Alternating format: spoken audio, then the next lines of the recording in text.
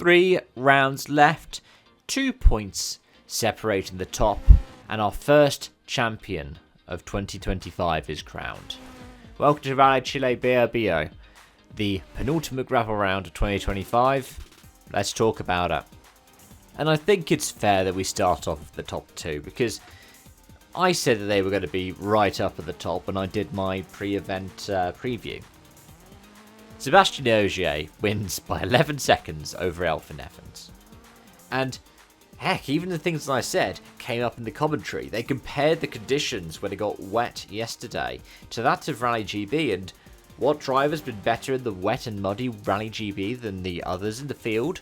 Well, it just so happens to be the 8-time world champion and the person who won his first WRC event on the D-Max in 2017. And it was very hard to separate the two, really. It was essentially down to who had the best luck with road conditions and who made the fewest mistakes.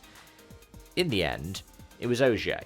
Ogier, who was so annoyed that he lost, best part of a dozen points 2 weeks ago. This time he gets a clean sweep. This time he gets a full 35. Evans holds on to second place. And yeah, it was a fair run by him.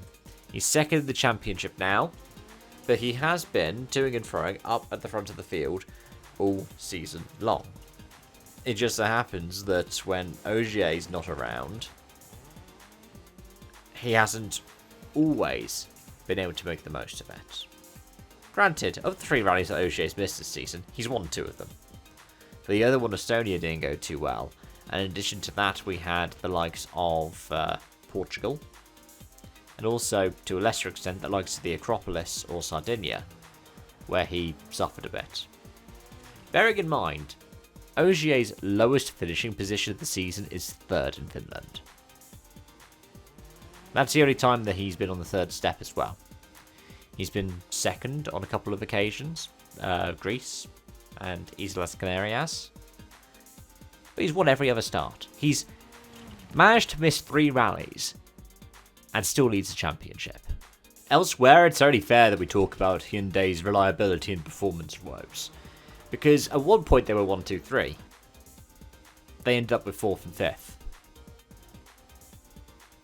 Now, why was that? It was an engine failure for Tanak, and given that the other engine that he's got in, one that apparently hasn't seen any use in Sweden, is apparently also down on power, there is the very real possibility that he incurs the dreaded time penalty. It's something ridiculous, like 20 minutes, isn't it? For going over the 2 engines per season at some point. Unless they can get some kind of repair. It's almost over. I mean, at the same time, he is 43 points off for the championship lead, with the leader being somebody who has only finished on the podium this season. In these final 3 rounds, if Ogier got nothing on Super Sunday and Tanak was able to win with everything, yeah, he'd reel Ogier in. But that's not looking likely, is it? But the other 2 were still in contention, weren't they? Adrien Fourmeau and Thierry Neuville.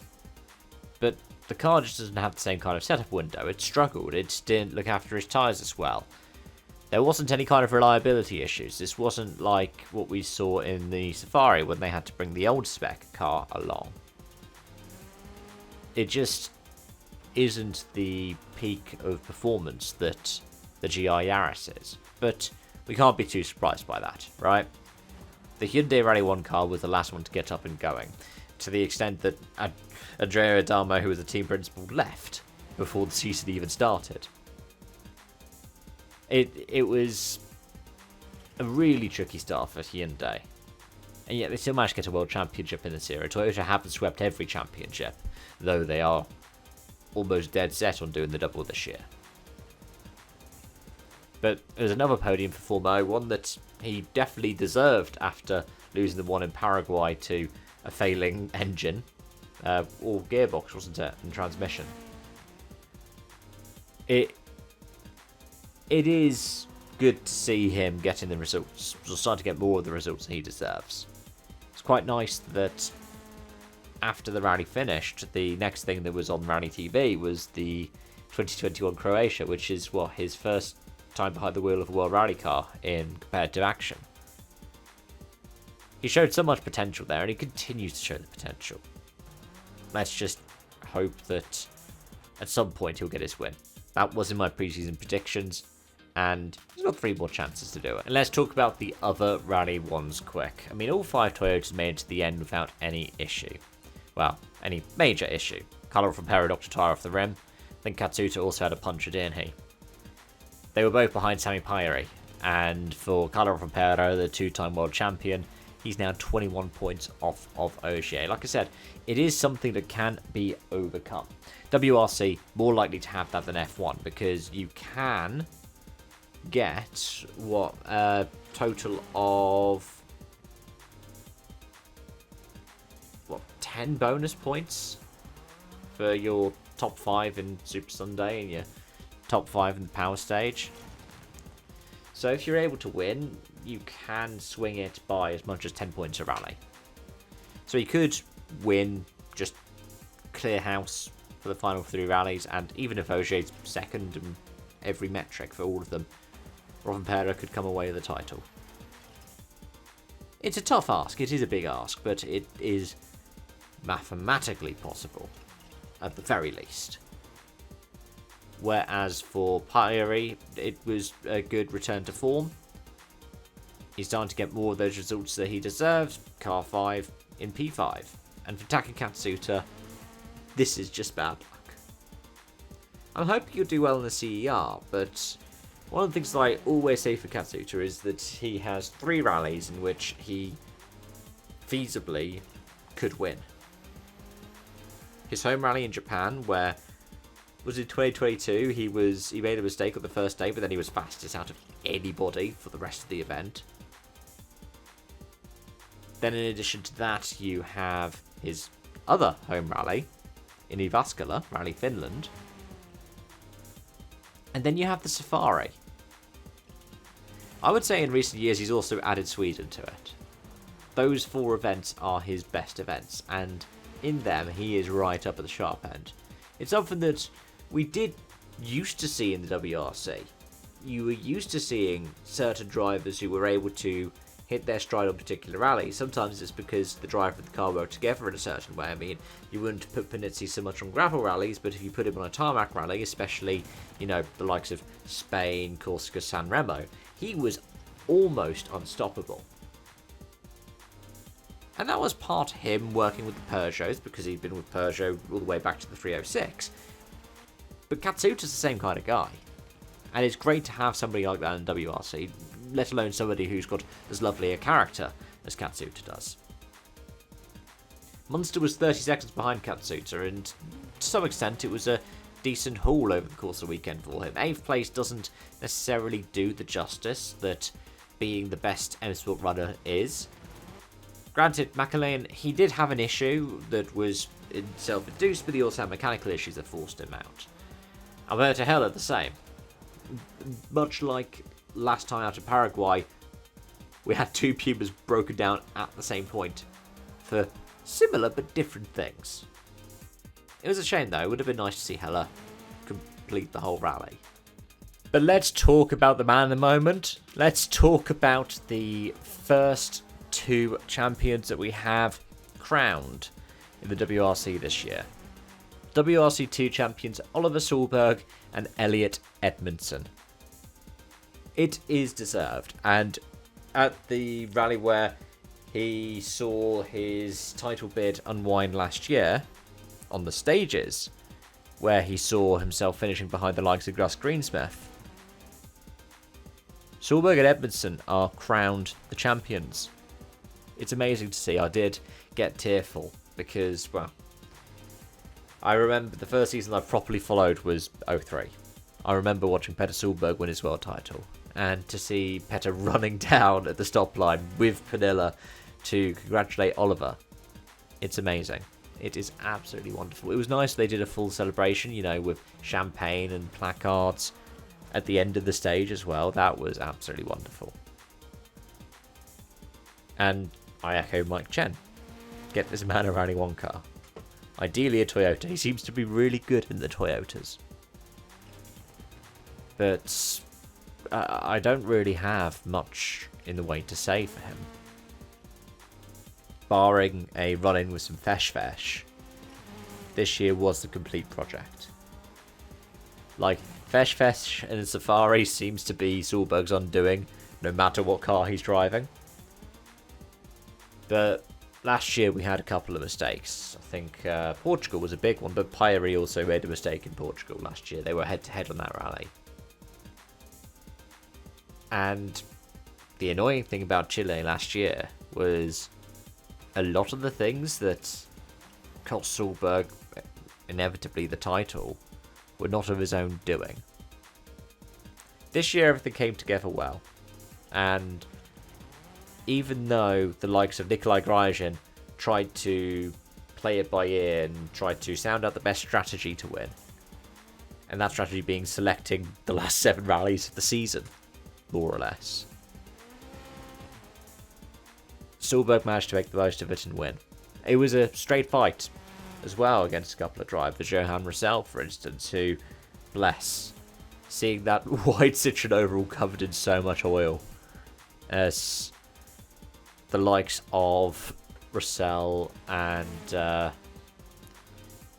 his co-driver Arnaud Denand just trying to get that car going. Gus Greensmith and Jonas Anderson as well retiring. Second rally in a row mechanical issues for Greensmith.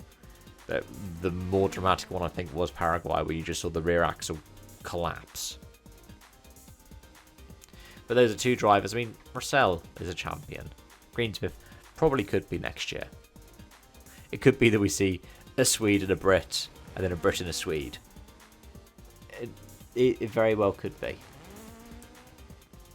I'll be interested to see if Grajin follows out the rest of the campaign, though, as the person who's just outside the top 10 behind Grajin in WRC2 was Jan Solens, who, I can't believe it, managed to have a really bizarre off that led to him dragging for the final couple of kilometres of the stage some barbed wire fencing off the back of his GR Yaris Rally 2. WRC3 went the way of Matteo Fontana. He could be happy with that. It's, what, 2 in a row, isn't it, for him and Alessandro Anaboldi? They won over Nathaniel Brun by 9.3 seconds. Brun had 10 seconds of penalties, but Fontana had 30. Both of them were quite comfortably clear of the third car on the podium, Eduardo Castro. But for Fontana, that is what's needed in terms of the WRC3 Championship. It is exactly what's needed with only a couple of rounds left. In the Rally 4s, I believe it was Mario Parra who took the win. 42.8 clear of Diego Serrano. Whilst Jose David Quesada was a further few minutes back. But let's update you with the driver standings and the championship standings for the teams as well before we end the video. Ogier is on 224 points. Evans is on 222. Carlo Rompera is on 203. Oid Tanak 181. Thierry Neuville is still mathematically in contention. He's on 166 points. But Taka Katsuta, who is 130 points out, will no longer be in contention for the World Rally Championship. It is now down to 5 drivers. And most likely, after the CER, it will feasibly be down to the 3 Toyotas. It's a shame because Tanak and Neuville have had some good performances this season. There have been some places in rotten luck and some places where they just haven't had it. I mean, Islas Canarias was probably the biggest example of just the Hyundais not being there. There was an example as well in Finland, and I would say there was a bit of an example for half the rally here in Chile. But in reality, for all of them, they need to look at the fact that Seb Ogier skipped 3 rounds and is now leading the championship by 2 points. What if he'd went to those 3 rounds? I mean, granted, he doesn't like Finland. He doesn't really like Estonia, but he got 3rd in Finland. Could have possibly snuck onto the podium in Estonia. That's another 15 points. Safari he's won before. He could feasibly have won it again here, but let's say he gets second. So that's 32 points. Let's add in a couple more for the Super Sunday on each, so about 40 points. Sweden, not historically been the best rally for him, but he has won it before. So let's say maybe 4th here. Maybe he wouldn't get podiums every rally. So that is, what, 12 points. We're talking 50 points. We're talking, if Ogier did do the full-time season, there is feasibly the chance that he would have wrapped up the title in the CER. That is how impressive his season has been. That's how impressive his run has been. Toyota, well, they've got 125 points over Hyundai. They've now become the sole winningest manufacturer in WRC history. They've taken that record back off of Citroën, who took it off of Toyota to begin with, I think. And it's nice that it's Ogier who got Citroën's final win in WRC to date that has delivered that win. With the deputy team principal there being not Jari-Matti Latvala. Jari-Matti Latvala has just won the historic Acropolis. It was Juha Kankkunen was there. Kankkunen was there for Toyota as deputy team principal. Jari-Matti Latvala is also their team principal, but you've got a world champion and another rally winner with Toyota in the stable. It's really nice to see that happening. The team's championship, well, it's unsurprising on 200 points. It has gone the way of Toyota Gazoo Racing WRT2. There's literally no other team entered in the team's championship. Bring it to WRC2 though, and yes, 135 points means that Oliver Solberg is champion. It's unassailable. 25 points is the maximum points you can get in WRC2, by the way. There's no Super Sunday. There is no Power Stage as of a few years ago as well. Used to be they did 3-2-1 for that. Nikolai Gryajan still has 3 rounds on the scoreboard. He could, in theory, still get 75 points. He could wrap up the season in second. I think Greensmith has a couple of rounds left as well. I think he has 2. So we could see a battle between Greensmith and Gryajan for second in WRC2. I think Russell's season is done though. I think that was his last point scoring event. So, yeah, it's up to them. I reckon we could see a battle for second going down to Saudi Arabia. And the teams there, PH Sport is 5 points clear of TalkSport. So, I reckon we'll probably see TalkSport take it. Because, well, that isn't it for PH Sport. PH Sport are now done. In the WRC3, Fontana is still 8 points behind Taylor Gill, and I believe with the CER coming up, I think that might actually be the last one for Fontana as well. So it could easily be that we see Taylor Gill take the double here. But either way, as always, it's been fun to watch Rally Chile. It is nice to have a rally like this on the calendar. I wish we had enough rally like this, you know, Rally GB. But we can't have everything our own way in the WRC. But thanks so much for watching and joining, folks. It means the world to me to have people sitting down and listening to my opinions on these things. I hope to see you around for more. Got the ERC finale coming up in about 3 weeks' time. And we've got the final 3 rounds of WRC after that. But until then, from me, it's bye-bye for now.